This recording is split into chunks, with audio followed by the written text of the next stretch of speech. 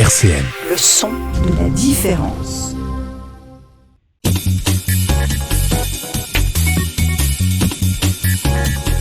Le Forum des bailleurs sur RCN, en partenariat avec l'OMH. Bonjour tout le monde et bienvenue dans ce nouveau Forum des bailleurs avec l'OMH. Et aujourd'hui, nous allons parler des solidarités mises en œuvre par l'OMH pour l'accueil des réfugiés ukrainiens. Et pour ce faire, j'ai le plaisir d'accueillir Lucien Guillaume, responsable commercial de l'OMH. Bonjour. Bonjour. Et Lisa Bagard, qui est attachée de direction à l'OMH. Bonjour. Bonjour. Alors, on va rentrer dans le vif du sujet. Depuis le 3 mars dernier, il y a un hommage lumineux au peuple ukrainien qui est visible ici même à Nancy, sur le quartier du Haut-du-Lièvre. Donc, un bandeau lumineux de 250 mètres. C'est le plus long de France, il me semble, pour faire briller les couleurs du drapeau ukrainien. Tous les soirs, il me semble que ce drapeau continue à être affiché au-dessus du bâtiment, donc c'est au-dessus du tilleul argenté, c'est ça ? Oui, tout à fait, c'est bien ça. En fait, l'OMH s'est engagé dans différentes actions et celle-ci est toute symbolique. C'est l'idée d'un collègue à nous, Mathieu Collot, avec une dizaine de collaborateurs. Ils sont allés au dernier étage du tilleul argenté au niveau des séchoirs pour y installer des luminaires qui permettent d'éclairer la barre aux couleurs du drapeau de l'Ukraine. Donc tous les soirs, on peut apprécier ce spectacle-là, malgré les circonstances. Mais en tout cas, c'est vrai que le tilleul argenté étant positionné à un endroit tout particulier au sein de la ville de Nancy, je sais que pour ma part, à plusieurs endroits, j'ai toujours su le retrouver.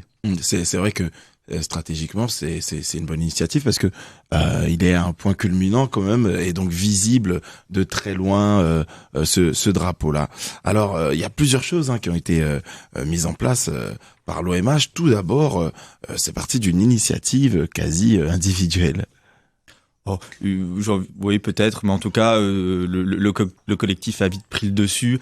L'idée, c'était nous, en tant qu'acteurs publics, acteurs du logement social, comment on pouvait aider cette population-là en grande difficulté. Et très rapidement, il y a des idées qui ont émergé les uns des autres. Et donc, on a organisé des collègues dont je vais laisser peut-être Lisa en parler.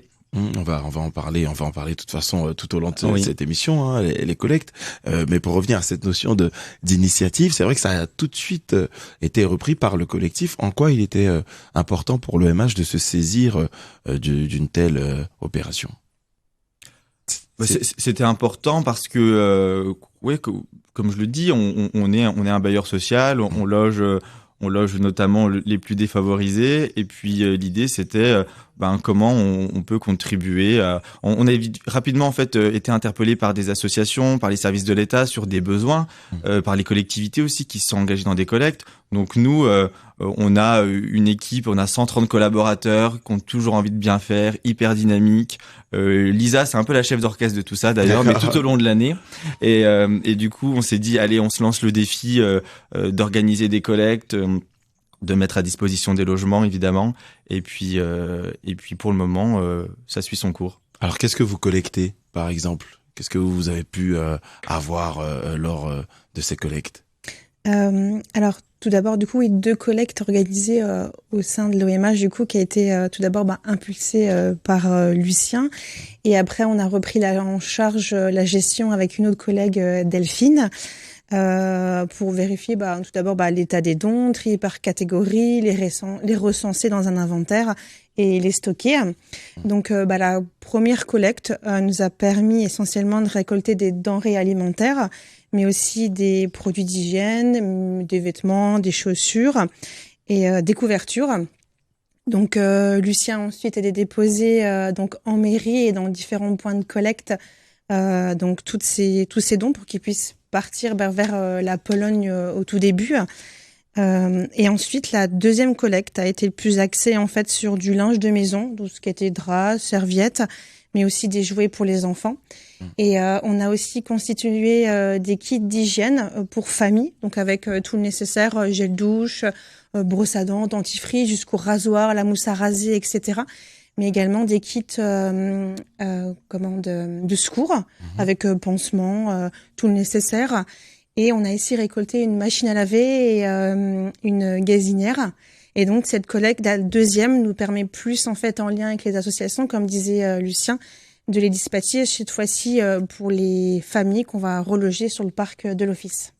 D'accord, donc dans un premier temps, au début mars, les collectes, c'était plus pour les envoyer, c'est ça? Tout à fait, c'est ça. Ouais. C'est ça, en fait, on a essayé de répondre à deux besoins. Le premier, c'était essayer d'apporter une aide sur le plan alimentaire, au niveau des vêtements, des produits d'hygiène pour les familles qui s'étaient réfugiées en Pologne. Donc là, nous, on a simplement apporté un certain nombre de cartons auprès des collectivités qui ont ensuite acheminé directement vers la Pologne.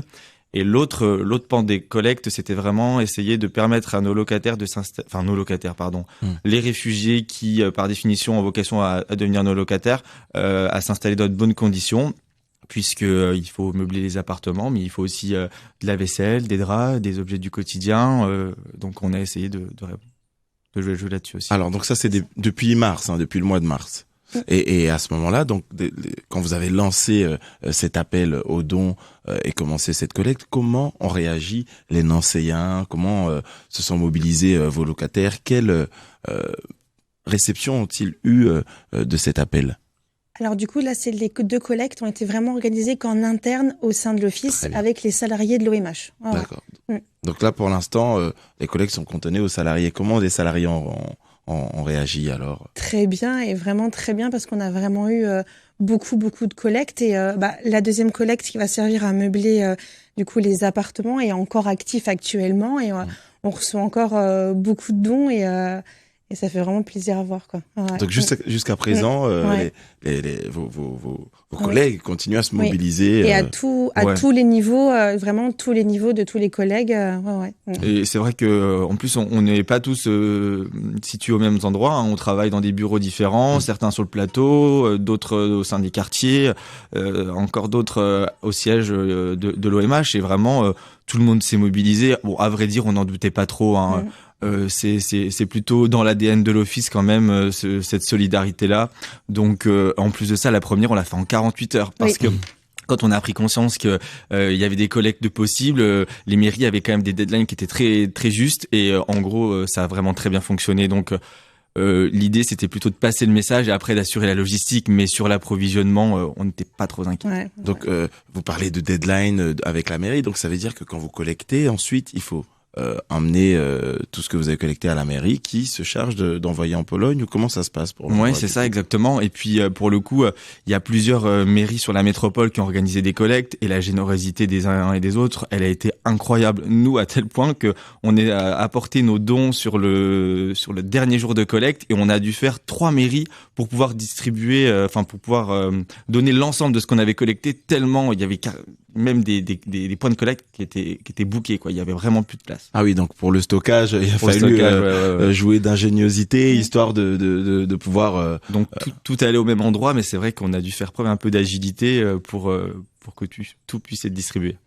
Alors il y a certes les mairies, mais il y a aussi d'autres opérateurs associatifs qui vous permettent de faire le lien, non seulement pour les envois, mais aussi pour les personnes que vous allez accueillir ici.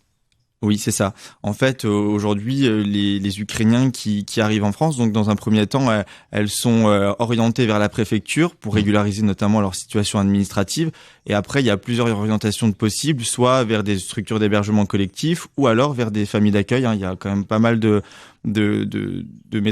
Nancéens qui sont, j'imagine même dans les autres communes de la métropole, qui se sont portés volontaires pour accueillir des familles ukrainiennes. Et ensuite, la suite logique après tout ça, c'est de pouvoir intégrer un logement, mais par l'intermédiaire d'un bail associatif. Un bail associatif, c'est-à-dire qu'on loue le logement à une association, donc les opérateurs associatifs avec lesquels on a l'habitude de travailler tout le reste de l'année pour d'autres publics, et qui vont porter notamment la responsabilité du bail et l'accompagnement social des familles. L'idée, c'est que ces familles-là ne soient pas mises dans des logements et les livrées à elles-mêmes.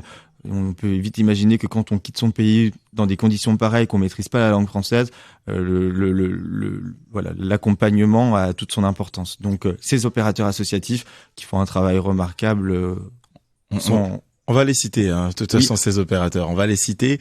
Juste avant, on va s'octroyer une petite pause et on va revenir encore sur cette notion d'accueil des familles dans vos logements, les équipements, le nombre de familles. Mais avant, on écoute Camélia Jordana avec Ma Gueule. Le Forum des bailleurs sur RCN, en partenariat avec l'OMH. Et on est sur RCN 90.7 avec Lisa Bagard, attachée de direction à l'OMH, et Lucien Guillaume, responsable commercial à l'OMH. On vient d'écouter le morceau de Camélia Jordana, Ma gueule d'étranger, ma gueule qui ne sait pas où aller, et ces paroles font écho à cette actualité trouble, et justement quand les personnes ne savent pas où aller, en tout cas où trouver du lien, heureusement qu'il y a des opérateurs associatifs dont on parlait juste avant. Lucien Guillaume, je vous laisse nous les citer, ceux avec qui vous pouvez travailler pour créer ce lien avec ces réfugiés ukrainiens. Alors, les opérateurs associatifs, ils sont mandatés par les services de l'État. Nous, on a travaillé jusqu'à présent avec plusieurs associations, Claire Logis, France Horizon, Adali Habitat, Arelia, mais nos confrères ont travaillé avec d'autres. Je sais qu'il y a aussi l'ARS, Alizé, j'espère que j'en oublie pas, mais en tout cas, la mobilisation des bailleurs, elle est pas réduite à l'OMH. L'ensemble des bailleurs sociaux du département 54 se sont mobilisés, ont aussi travaillé avec les opérateurs associatifs. Oui, à ce propos, au début du mois de mars, il y avait eu un communiqué pour les HLM, un communiqué un peu commun pour annoncer le soutien au peuple ukrainien. Et ces opérateurs associatifs, qu'est-ce qu'ils font concrètement pour les familles qui arrivent? Alors, en premier lieu, il y a l'accueil des familles, identifier leurs besoins, leurs souhaits, pour essayer de mettre en face des solutions adaptées, être très à l'écoute des familles. Après, sur la partie très opérationnelle, ça va être de mobiliser des logements, donc organiser l'installation des familles avec l'ameublement, les démarches administratives auprès des bailleurs, la signature du contrat, l'état des lieux. On travaille dans les mêmes conditions qu'en temps normal, alors à quelques exceptions près. Mais après, il y a toute la partie accompagnement social qui implique d'accompagner les familles sur l'apprentissage de la langue française, sur l'accès à l'emploi, l'accès aux soins, l'accès aux droits, parce que ces familles, elles ont une autorisation provisoire de séjour au titre de la protection temporaire européenne qui leur donne droit au logement, à l'emploi. L'accès à l'école aussi pour les enfants, à la scolarisation. Et c'est vrai que c'est un vrai sujet, la scolarisation des enfants, puisque dès le départ, certaines familles ont scolarisé leurs enfants, c'était important pour elles, et nous, on a justement essayé de trouver des solutions de logement à proximité des écoles afin de ne pas encore devoir demander aux enfants, de changer d'école quelques semaines après y être arrivé. Et stratégiquement, les logements que vous proposez sont pas très loin des transports, histoire que les familles puissent déjà s'acclimater tout doucement sans se poser la question de comment se déplacer, sachant qu'il y a aussi la barrière de la langue. Vous avez aussi proposé un logement meublé aux frais de l'OMH. C'est ça, tout à fait. On a équipé, donc l'OMH a investi dans l'équipement complet d'un appartement pour accueillir une famille de 6 personnes. Donc, il a fallu penser à tout pour toutes les pièces, donc pour les accueillir au mieux et les installer comme si ils étaient chez eux à la maison, quoi. Il y a eu d'autres logements aussi mis à disposition. Quels équipements on pouvait trouver dans ces logements Alors, on a aussi une entreprise qui est l'entreprise de Mathieu Barre qui a meublé 3 logements. Donc, quand on dit meubler des logements, c'est vraiment les meubler intégralement. Ça passe par l'électroménager, par le mobilier. Et puis nous, justement, les collectes organisées viennent compléter toute la partie vaisselle, linge. Donc, comme dit Lisa, pour que les familles puissent se sentir bien. Alors donc oui, il y a ces questions d'équipement, mais c'est des familles de combien de personnes par logement à peu près en moyenne?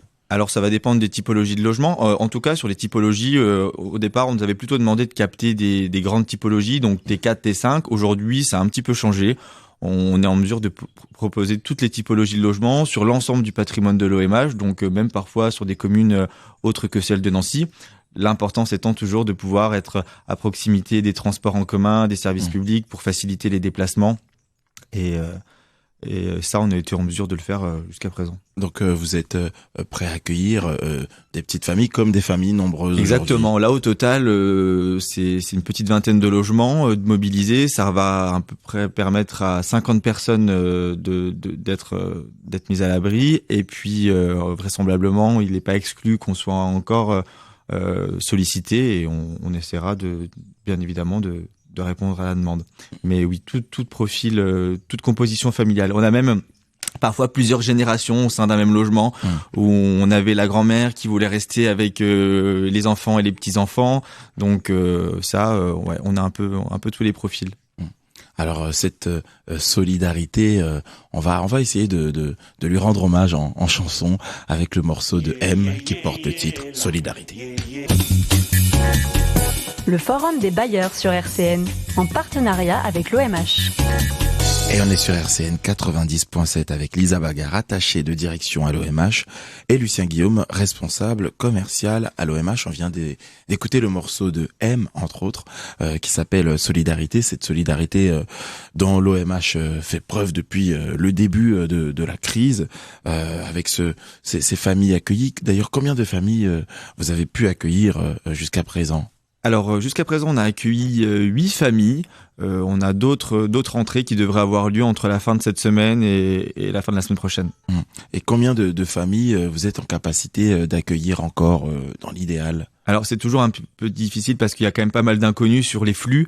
En tout cas, nous on a des associations représentatives des bailleurs qui font l'interface entre les services de l'État et les organismes HLM sur les besoins et sur le volume de logements à mobiliser. Donc on se voit très régulièrement pour faire le point, et en fonction des flux, on essaye de mettre suffisamment de solutions. Après, pour vous donner un ordre d'idée, l'ensemble des bailleurs sociaux ont mis 135 logements en un mois à disposition pour l'accueil des familles ukrainiennes. Il y avait aussi le nombre énoncé par la mairie de 700 familles potentiellement que la ville pourrait accueillir.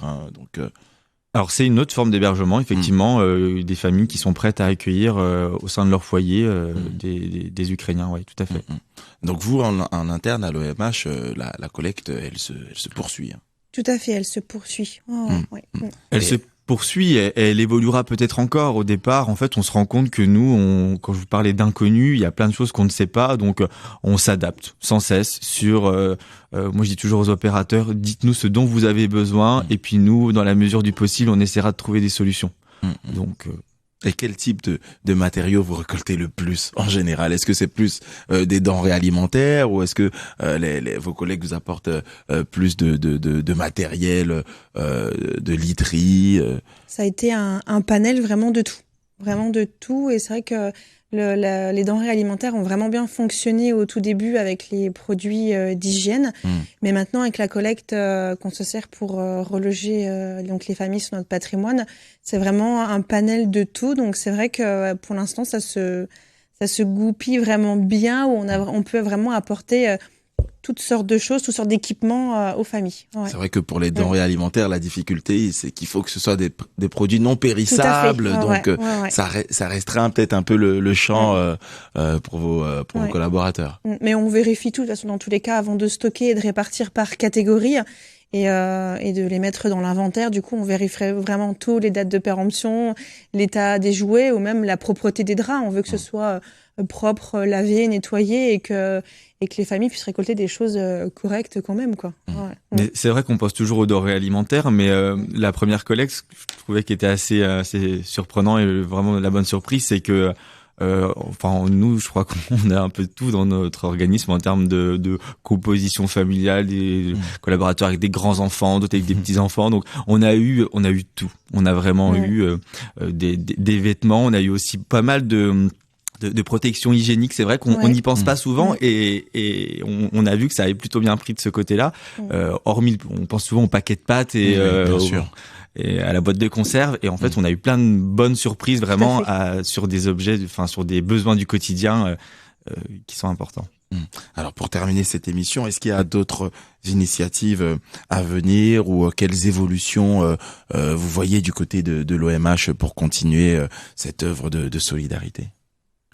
Lisa l'a dit, la collecte va se poursuivre. C'est déjà un beau beau défi. Et puis ensuite, nous, on va rester à la disposition des collectivités, des services de l'État sur la nécessité de fournir d'autres logements. Alors, merci à vous. Je rappelle, Lisa Bagard, que vous êtes attachée de direction à l'OMH, et vous, Lucien Guillaume, responsable commercial. Vous voulez dire un dernier mot pour terminer? Dernière chose, vraiment pour rassurer peut-être les auditeurs sur un point, c'est que, en tout cas, la mise à disposition de logements en faveur de l'Ukraine n'a pas été faite en dépit des demandeurs de logements. On est d'ailleurs allé chercher des logements qu'on ne louait plus dans le cadre du renouvellement urbain, alors très à la marge, mais en tout cas, on continue de rester à l'écoute des demandeurs de logement, et puis on répondra évidemment à la demande du plus grand nombre. Et sachant que l'accueil se fait sur tout le Grand Nancy, quoi. C'est pas sur seulement un seul quartier. Non, c'est ça. Vraiment, j'ai envie de dire la charge de logement mobilisé, elle est répartie sur tout le département 54. Nous qui n'intervenons que dans le 54, on n'a que cette vision-là, mais j'imagine que c'est la même chose sur l'ensemble du territoire national. Mais c'est vrai que non, c'est la responsabilité, elle repose sur tous les bailleurs sociaux dans toutes les communes.